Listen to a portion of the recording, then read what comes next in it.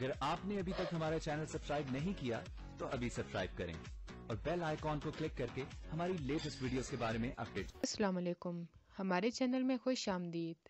निरमा जब नासिर से तलाक ले लेती है तो बहुत ज़्यादा खुश होती है कि जेवर भी पास आ गया, 15 लाख भी पास आ गए, और वो इस तलाक का सारा इल्ज़ाम ज़ुबिया भाभी पे देती है। लेकिन जब अपनी दोस्त से बात कर रही होती है कि मैं तो बहुत खुश हूँ कि मुझे तलाक हो गई है और ज़ुबिया भाभी पकड़ी गई हैं, तो ज़ुबिया उनकी ये बातें सुन लेती है और निरमा को थप्पड़ मारती है। लेकिन निरमा आगे से यही कहती है, आप किसको जाके बताएंगी, कौन आपका यकीन करेगा।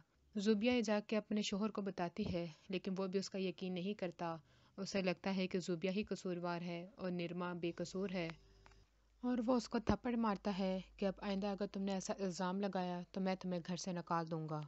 निरमा अपनी दोस्त के साथ एक पार्टी में जाती है। वहाँ पे उसकी मुलाकात यासिर से होती है, जो कि एक बहुत ही गामे में अमीर ज़्यादा बना हुआ है। वो उसको देखकर उस पे फ़िदा हो जाती है, लेकिन ऐसा उसको रिएक्ट कर रही होती है कि मेरे पास भी बहुत ज़्यादा पैसे हैं, लेकिन मुझे नहीं समझ आती कि मैं कहाँ इन्वेस्ट करूँ। तो वो कहता है कि मैंने कोई भी ऐसा अभी तक कारोबार नहीं किया जिसमें मुझे फ़ायदा ना हुआ हो। तुम अपने सारे पैसे लेकर मुझे दे दो। वो अपनी दोस्त के पास जाती है, उससे पैसे मांगती है, तो वो आगे से उसको यही कहती है, पैसे मेरे पास रहने दो, मेरे पास महफूज रहेंगे। तुम उस अमीरजादे को फंसाओ और उससे मज़ीद लूटने की कोशिश करो।